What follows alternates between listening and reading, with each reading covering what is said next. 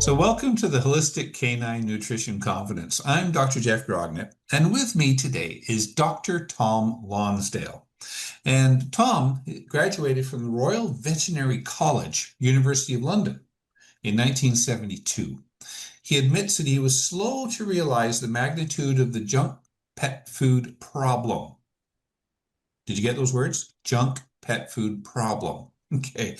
But by 1991, he was alarmed at the widespread, as he calls it, animal cruelty and consumer fraud. He blew the whistle in the hope of generating debate. And hey, I was practicing back then. He generated debate. There's no doubt about that. And in August 1992, he delivered a presentation to the members of the Australian Veterinary Association, and it was entitled The Pandemic of Periodontal Disease, a Malodorous Condition. And as he gently says, the audience was dismissive. And at that point, Dr. Lonsdale hired extra staff in his veterinary practice and became a full-time researcher and writer. He's the author of I've got it right here, this book right here. He's the author of this book, the Raw Meaty Bones book, but there's a trilogy. And his fourth and latest book, Spin Doctors, Junk Pet Food Partners in Crime, will be published in 2026. And his award-winning website is www.thepetfoodcon.com. So welcome, Tom. Thank you. Great to be here. How are you? I'm doing great. And anyway, just so I can put this in perspective myself, the first person to teach me about this weird thing, scary thing called raw feeding was this guy right here, Dr. Tom.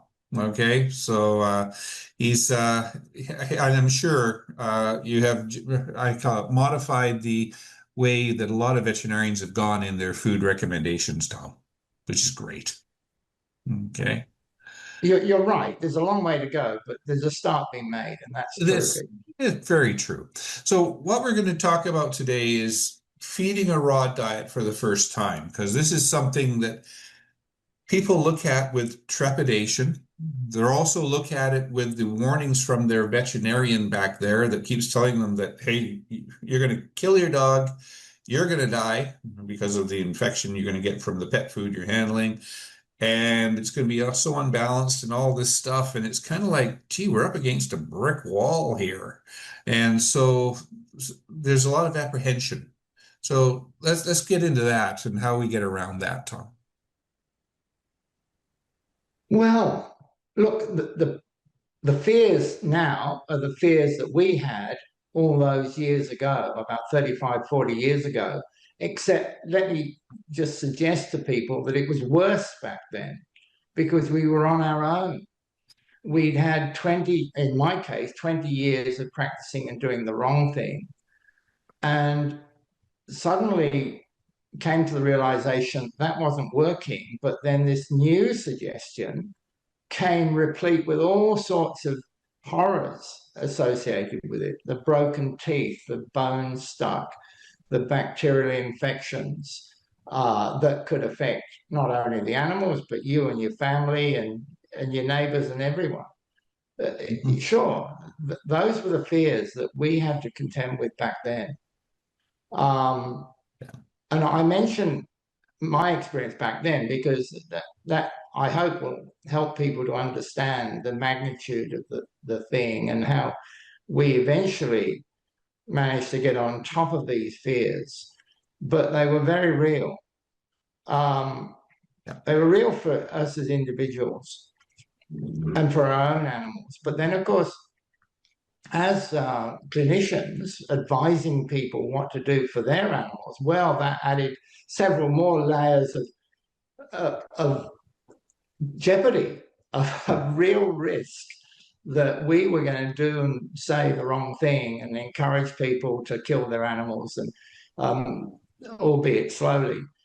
And the veterinary game is highly competitive, and so and here we were, in my case, in the suburbs of Sydney with endless other vets around, all of whom would like to see me gone.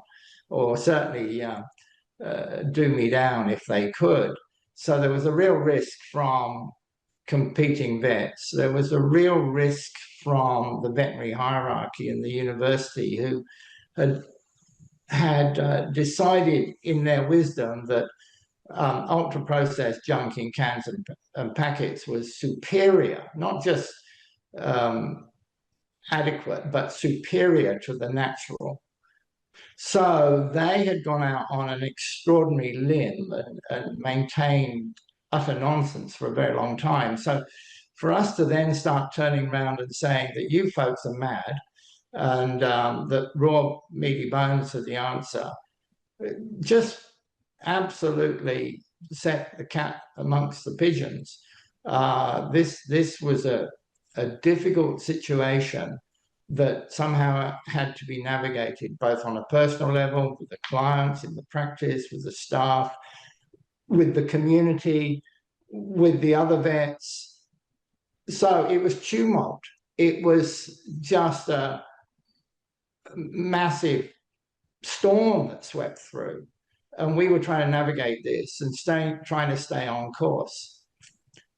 So that's where we started 35 or 40 years ago. Now I'm speaking with Jeff here, terrific. And we're trying to communicate the essential nature of this. And we've had now 35 or 40 years of practicing, recognizing that bones, raw bones, are so central to the carnivore way of life, physiology, psychology, if they have that, anatomy. It's crucial, it's central. And we increasingly now understand that we were right back then, and we were right to overcome the resistance. Not without problems, though, along the way.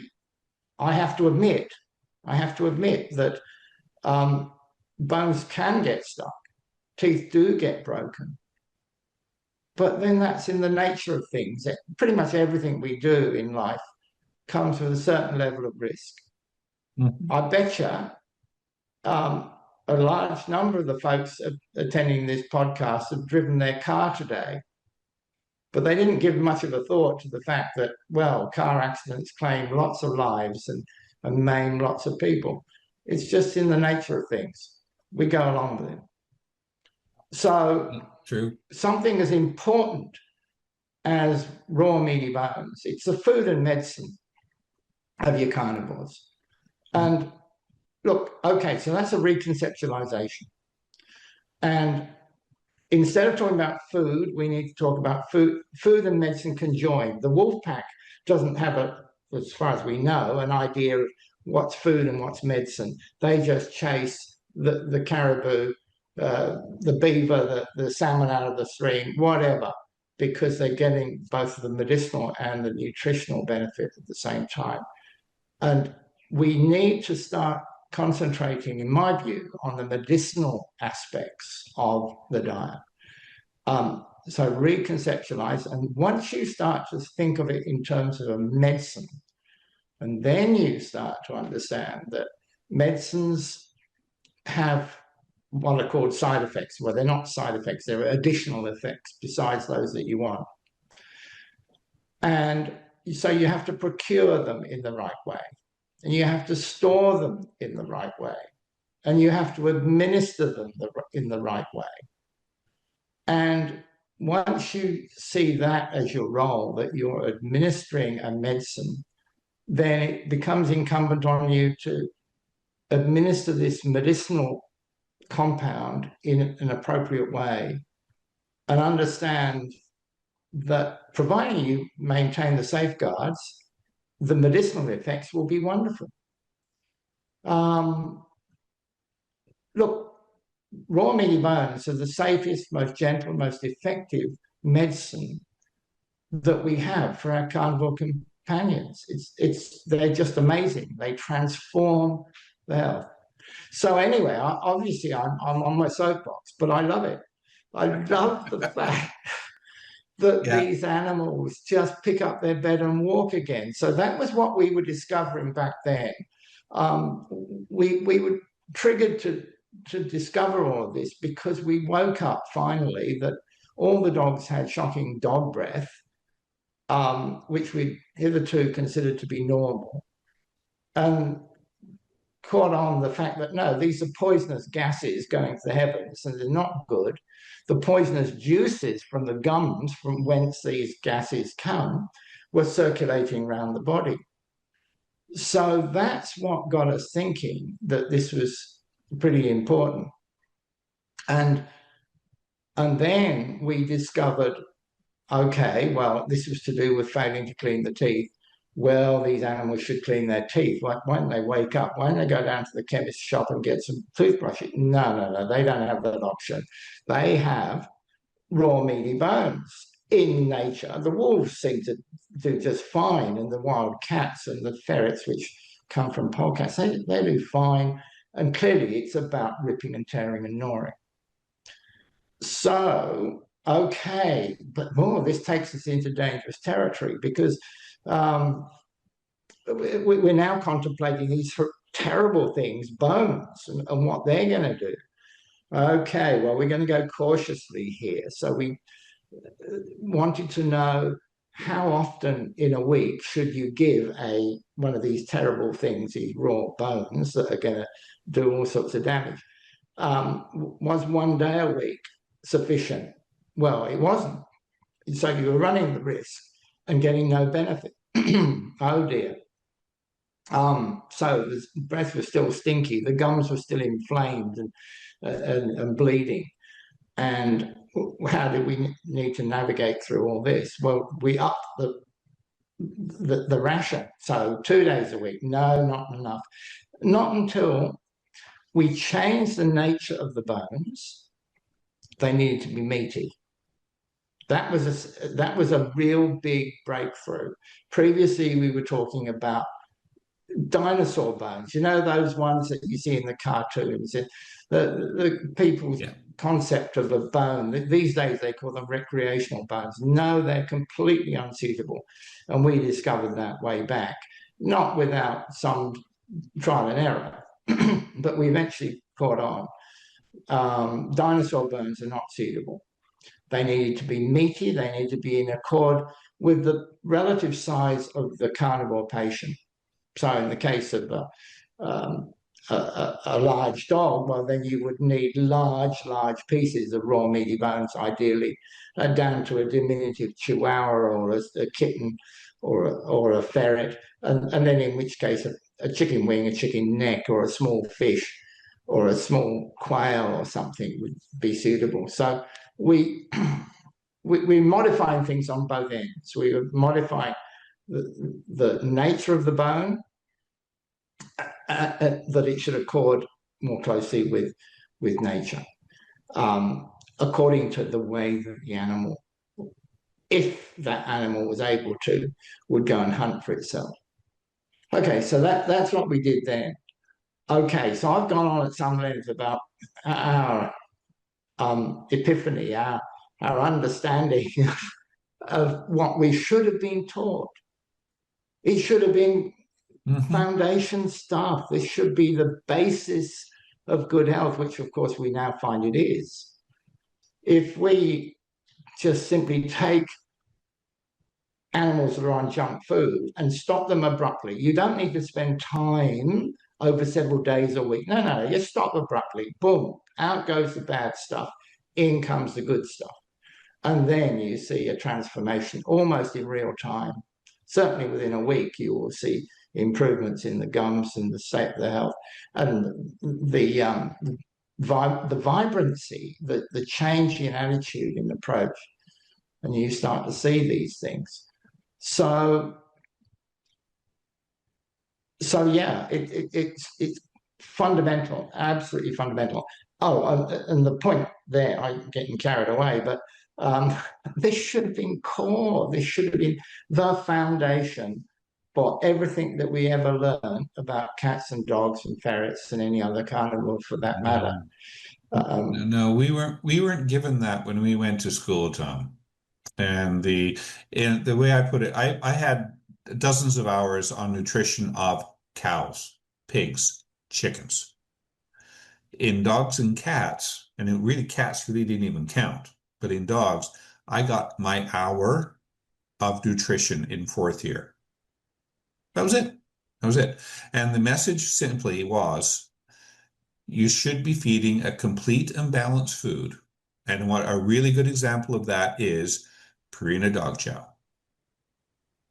Period. Yeah. That's where we were. Yeah, yeah, a poison. Yeah, yeah. A And poison. at that point, the Hills was still making prescription diets. They'd only just gone into science diet, so they weren't into I call it the mainstay pet food formulation market that much. Iams was, Purina was for sure, but the point is there was so much that we didn't or what wasn't taught. And then, and this, after that, after we graduated with my whole hour of nutrition, who's teaching me? Sure. It's the Exactly right. people from the pet food industry who are getting me to sell their foods. Yeah, yeah, yeah, yeah. You were the unpaid salesman. Look, there's a massive junk pet food economy being created since the 1860s, and it's taken for granted. So earlier I was talking about cultural conditioning. It's just expected to be this way. But underpinning that is a whole lot of bogus science and very bad educational so-called teaching that has gone without notice for way too long. So we talked today about, prior to our discussion, that we're going to talk about the essential things for people to notice or do when they're starting out on feeding a raw diet. Well, and let me just say as in parentheses that I'm not so much interested in a raw diet, because oftentimes RAW is an acronym for righteous and wrong. It needs to be raw, meaty, bones diet, and or better still, of course, if you can, whole carcass diet. But that's not a practical option. The pragmatic option is based on raw, meaty bones. So how do you go about doing that? How do you quieten the terrors that you experience through the night, worrying yourself sick that you've just killed your dog because you've given it a dose of salmonella and you're a terrible pet parent? Well, how do you quieten all of those demons? Well, I suggest that you unlearn. Just try and start again. Now, this is difficult for people because what we believe or what we think we know it tends to be a large part of who we consider ourselves to be. It's part of our being, who we are. So to actually take your belief systems and park them is not so easy. But I would encourage people to try least weights, try and do that. Park them in a safe place. You can come back to them later. So you start with tabula rasa, you start with a flat ground. And I like to suggest to people that if ever you build a house, well, you're going to build it on flat ground, clean ground. So you're going to get rid of the rubbish. You're going to get rid of the old car bodies that have been half submerged under the soil. You're going to get rid of the old washing machines that are in the corner of the block. You just get rid of the junk, flatten the surface, start building some foundations, and then you can have the most wonderful family home to last you forever. But don't build it on shaky ground.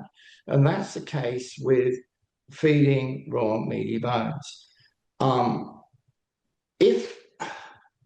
this goes for virtually everybody, certainly everybody who ever visited my veterinary practice, not one of them saw raw meaty bones as being the central food and medicine for their carnivore. So, and I suspect most folks watching this video are the same. That they've got ideas about raw, they've got ideas about supplements, they've got ideas. Please, please, I ask you, just set those things to one side and start again. Okay, as if you were a child, a baby in the cradle, and you're just gradually going to bring your understanding up from nothing to a wonderful conception of what the Creator had in mind. And that's the second thing. The Creator, he, she, it, evolution, call it what you will, got it right. So that's the second thing. Please, please pay attention to how nature deals with these things. Have a look at the videos. These days, you've got videos. We didn't.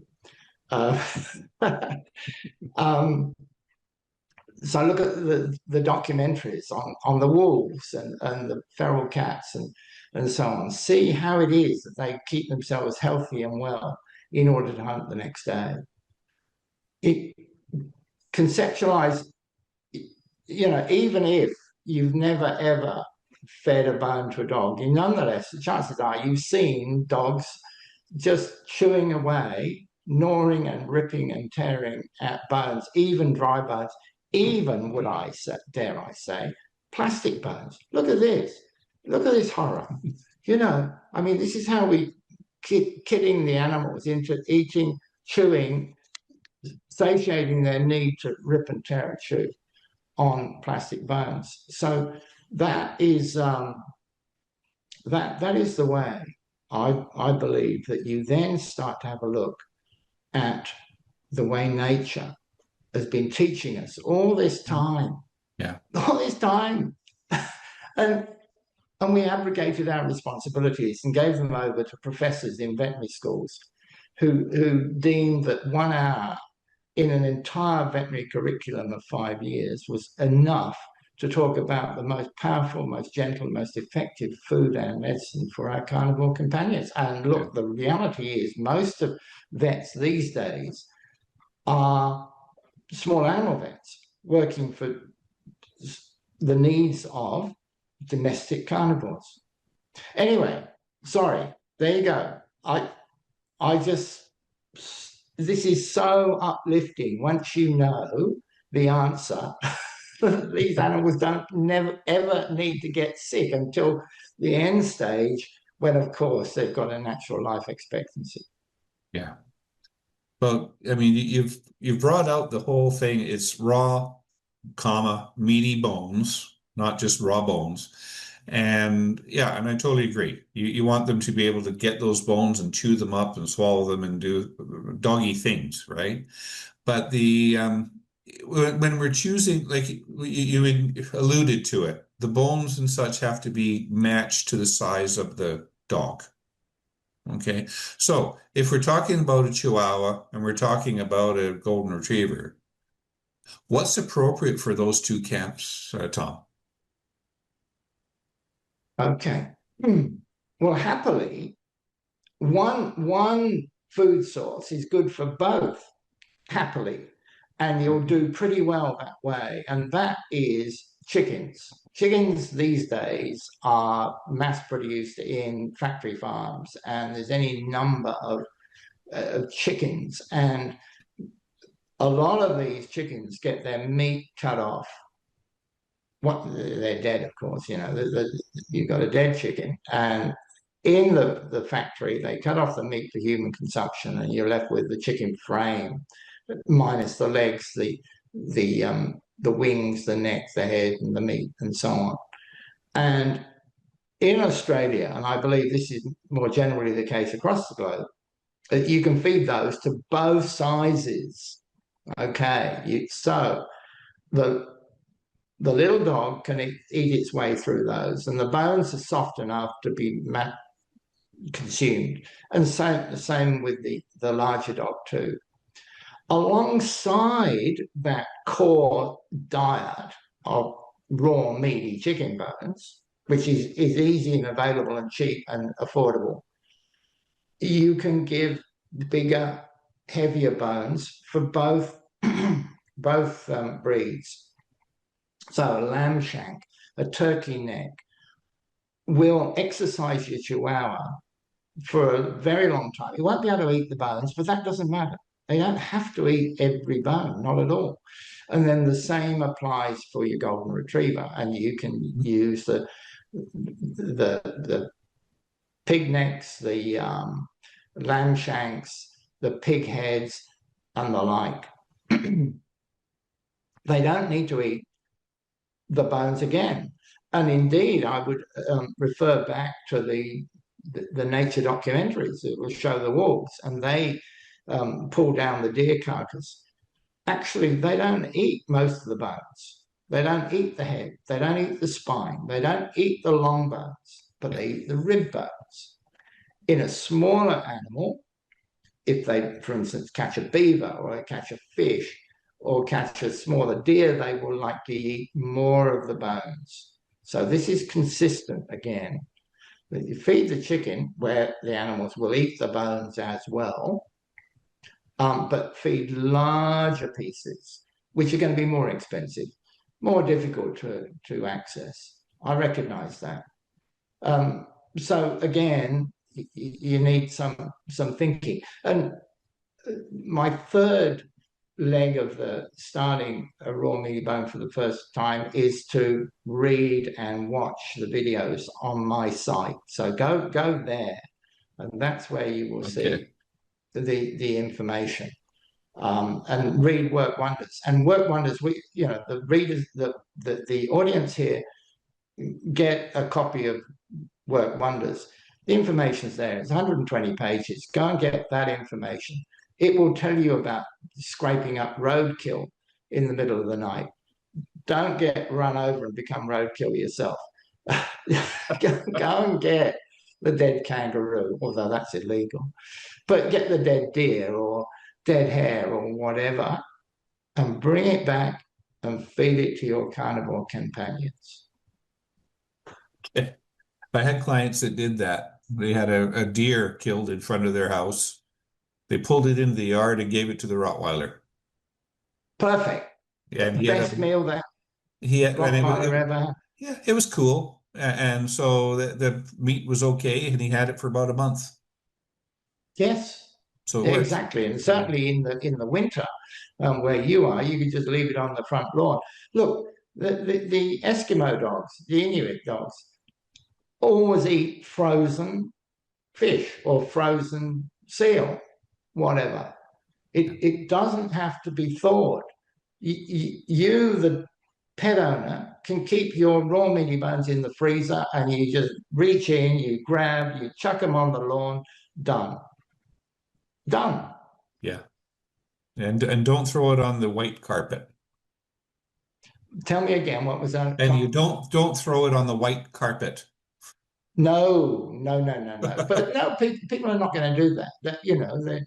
They know how to manage their household. Okay.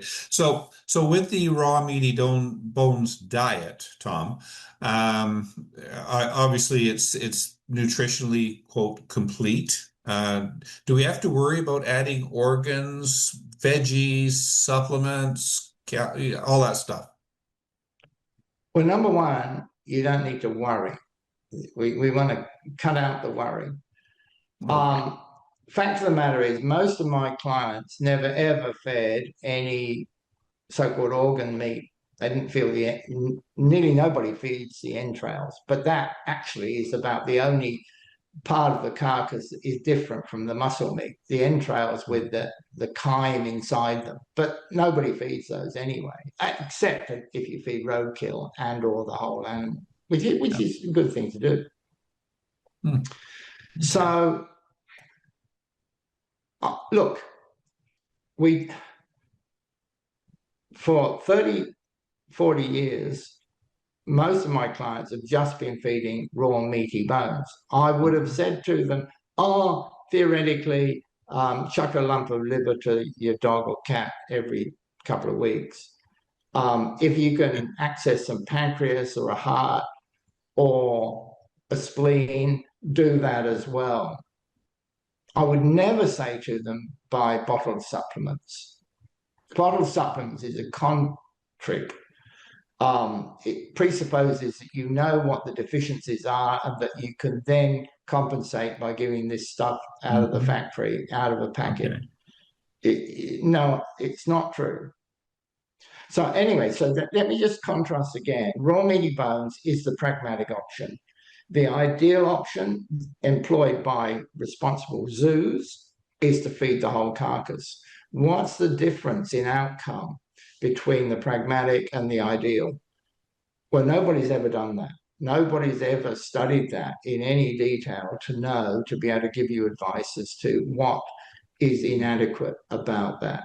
Let me just say that for pragmatic purposes and to assuage any worries, raw meaty bones, after 30 odd years of my clients demonstrating the benefits, I can assure you that is all you need to worry about.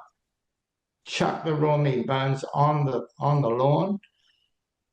You can, of course, just save energy, save resources by giving your table scraps. Now, why table scraps? Well, you're an omnivore, and under other circumstances, in past times, like millions of years ago, you might have fallen prey to a carnivore, and it would have eaten you along with your stomach contents.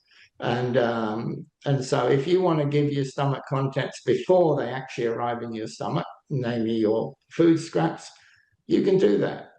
And the animals will eat some, but not all. Won't do any harm, so long as it's in a small proportion.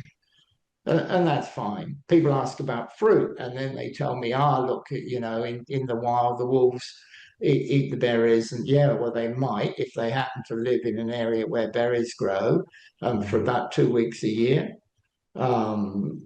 Foxes similarly, but foxes are not wolves. They're not in the same family as the dogs. But sure, you can chuck some of these things to the animals. Don't give them grapes. Don't give them garlic. Don't give them onions. Those things are toxic. Yeah. The other things, they probably don't do any harm. They may do some good. We don't know because nobody has published a study showing the massive difference between animals fed raw meaty bones and those fed junk food. I mean, way too dangerous to publish that stuff for the junk multi-billion-dollar pet food industry. Yeah, the people that are funding it, which are producing the food, don't want to fund such an experiment. Well, not a public experiment. I'm sure they're doing all of that in their labs. I mean, how do they formulate their junk other than to look at what the animals eat in the wild and try and mimic that as best they can from an ingredients point of view? They can never mimic that from the physicality point of view. And that's why raw meaty bones are so central. It's the physical form of the food which confers the massive benefit. Initially, the feeding frenzy that stimulates the brain chemicals, the physical exercise that again stimulates the brain chemicals, and then the cleaning of the teeth and the working parts. So critically important. Yeah. And this is the physicality. Here and there, they start to touch on this. There was some researchers at Sydney University that just recently published a paper on the behavioural improvements and also the health of the teeth and gums arising out of raw meaty bones. So they touch on these things, and but that's all they do, and they downplay the real significance because, again, their jobs depend on them downplaying the real significance. So we're in the grip of a corrupt system with corrupt people. And these folks in the universities, I hold them accountable. The rank and file vets in their clinics, well, I'll give them a break. They don't know any better. Yeah, that's right. But the universities do know better. Yeah. No, and hopefully someday we are going to see an evolution along with a revolution in what we tell people, what veterinarians are told, and then veterinarians can be graduating with some real thoughts behind them and evaluating the foods themselves, not just taking something for granted. Well, very much so. Except, you see, in the pure sciences, if somebody comes up with a better idea, well, everyone then tries to knock it down, which then serves to reinforce that idea, because that's the scientific process. Okay, subject this new discovery to rigorous testing, and if it's accepted, then it's disseminated down the chain from on high.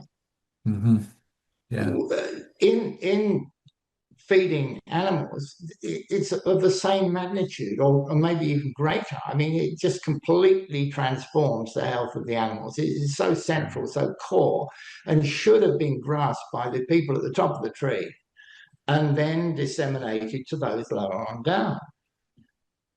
So that's why we've got such a terrible problem now with all the influencers on the internet, because they are free to do and say whatever they like, because the veterinary system has abrogated its responsibilities. That's why we're in this terrible pickle, because the vets have aggregated unto themselves the right to determine how animals are housed, how they're managed, how they're fed, how everything.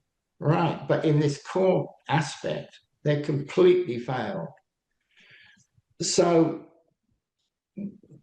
as a community, we look up to these vets, but they've failed significantly. Yeah. And therefore, a whole lot of other people have tried to fill the void, but with their supplements and their mincemeat and their recipes and their crazy notions. It's awful. Mm-hmm. Okay. So the key is sticking with raw, meaty bones, and that's all they need, correct? Yeah. Okay. Yeah, that's all my clients. Look, I can say that for certainty. For 30 odd years, that's all my clients who kept coming to the practice ever did. Mm-hmm. Yeah. Yeah.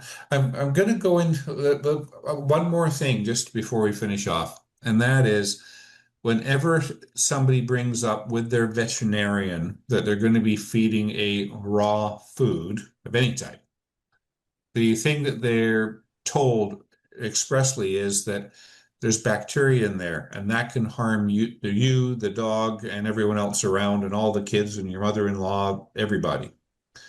What's your answer on that one, Tom? Well, I've got a complex answer on that because it's a simple question with a complex answer. I don't know if we've got time enough. Look, the fact of the matter is, of course, there's bacteria in natural food. That's part of the microbiome that the carnivores depend on. They need those bacteria. Are there some harmful bacteria in there as well? Yes, let's assume that there are. Let's assume that the chicken, because I recommend you feed that, is laden with Salmonella, Campylobacter, possibly Listeria.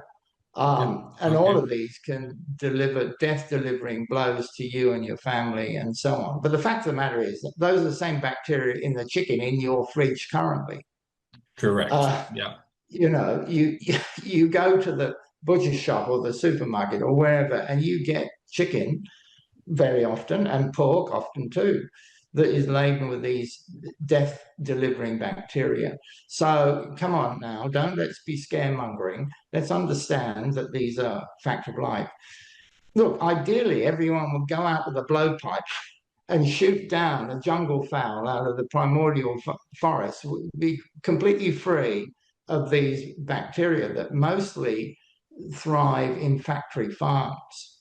That's the trouble. our meat for our own consumption comes from factory farms, and that for our pets comes from factory farms as well. There is a theoretically potentially harmful. Let me just say, though, that the dry junk is actually the one source of the salmonella that does the most harm when it does get out into the wild, because it comes out of one factory and then they send it all over, for instance, all over North America, and seed salmonella outbreaks in people throughout the North American continent. So come on, let's get these things in perspective. We need to manage risk. We need to understand what the risks are. Nobody's obscuring those things. But like I was trying to say earlier, you get in your car and there's a prospect that you won't survive the journey, but you still get in the car. We have a responsibility to understand the nature of the risks that we run. They're minuscule. And these scaremongering vets have no business to be saying that.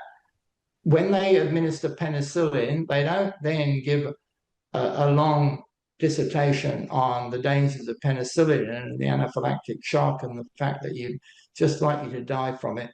And therefore, well, we're hesitant in offering it to you. No, they don't say any of that. Of course they don't.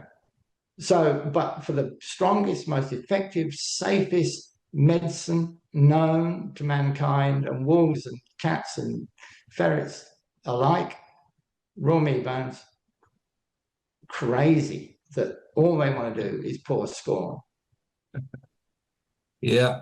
Okay. So, I mean, anyone who's watching this conference has, if they've listened to any more than two speakers already, this conference is biased towards raw food and some other variations on that. But the point is, we're getting away from the commercial kibble that's causing all the problems, right? And so that's what we want to do. And so you've got I'm calling it an ebook. You're calling it a PDF, but it's called Works Wonders. You want to just tell us about that? Okay, thanks, Jeff. Work Wonders was published in 2005. So these books are illustrated on the wall behind me here. So you can see there is Raw Meaty Bones. That was the first book, 2001. That gave the science, the politics. Yeah, that was the original cover. I like that much better. But I was encouraged to do this thing here. Right, 2001. Then in the middle there is Work Wonders. And that little dog on the front cover of the current edition is Gidget, who belonged to my secretary. And you can see her ripping and tearing into a chicken frame. Mm-hmm. It's 120 pages. And then this other book here is Pet Food Fraud, multi-billion-dollar pet food fraud. I mean, it's a massive thing that's going on. And that gives you lots of science and politics and how to feed. All of the books have got basic feeding, but this one is the simple, practical one. I encourage people to get that in paperback, and then because they can pick it up and they can mark the pages, they can buy a couple and give to friends and family and start to do some real good for the carnivores under our supervision. Yeah. It's 120 pages. It's given over to the practical aspects. And it's got some photos at the back of me feeding my pup when he's a baby and when he grows up. Our other family dogs, there's a Saluki carrying a chicken. It looks like it's carrying a chicken, but it's not. It's carrying the chicken skin, the wings, and the leg bones. It's eating the insides out. It's parading around with its trophy. It is so elated to have just had in its mind, it's killed its prey, and it's had the opportunity to sit down and enjoy the best parts. And it's going to show the rest of the world what a powerful predator it is, and what an achievement it's got. And that again illustrates the essential elements of this. Yeah. So there, as best you can do, black lettering on white paper is the best we can do in terms of getting that information in that form. But I would suggest that you supplement that by going to www.thepetfoodcon.com and just see the case studies. They're extreme case studies, of course, I grant you that, where animals are completely transformed by, and the big thing, Jeff, I'm sorry, the big thing we've overlooked, I have overlooked, is to say that dentistry is absolutely key and core to doing this. One should not be in the business of just changing to the medicinal and beneficial diet without giving some consideration to the state of health of the animal's mouth from the outset. Yeah. Alas, too many people just simply start and ignore what's going on in there. Even one bad tooth is going to kill your dog, and you, for that matter. One bad tooth, if you were prepared to allow it to occur, could bring about heart attack, stroke, Alzheimer's, diabetes, and so on in you. And in terms of your animal, the same applies. So please, please, please make sure that you get the dental work done, a clean bill of health in that regard, right from the get-go. And that, sad to say, is again easier said than done, because so many vets have no effing clue about fixing a diseased mouth. They delegate the job to their techs, who again take pride in polishing these teeth that already have ceased to provide a function because they're loose and their attachments are gone, and they leave those in the poor animal's head and it lives on. So many, look again back to 1980s when we started with this, we were seeing these animals that had been to other vets that supposedly had their dental work done. They'd had 5 teeth removed. Oh, yeah, my other vet removed 5 teeth a month ago. Right, well, bring your dog in because we need to remove another 10. He should have removed 15. You've got to get back to healthy gums before you start this. Now, ideally, of course, puppy or kitten in the nest at 3 to 6 weeks of age cuts its teeth, ripping and tearing raw meaty bones from the get-go. Again, we didn't talk about when to start. Start them at 3 to 6 weeks of age when they first want to lick and tug and then ultimately gnaw at the raw meaty bones. That's when we start, 3 to 6 weeks. And that feeds in again, Jeff, to the story about the bacteria. Because, of course, if they are introduced to contaminated meat in the nest, they've already got the circulating antibodies from their mother, who's already immune to these particular bacteria, so that the babies grow up eating contaminated meat. They grow up, develop their own immunity, their active immunity, as opposed to the passive immunity, and everything is hunky-dory. Certainly, again, if people are starting for the first time, never ever having given their dog or cat a raw meaty bone, then indeed, besides the teeth problems, they could have the immune problem, that the animals are not immune to some of the bacteria and such like. And so sometimes you have a week, maybe 10 days of intermittent diarrhea following a change of diet.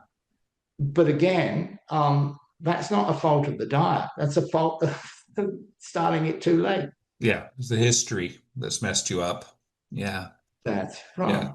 I can see that. Yeah, yeah. Most people, when I've got them to go to a raw diet, it's like next meal.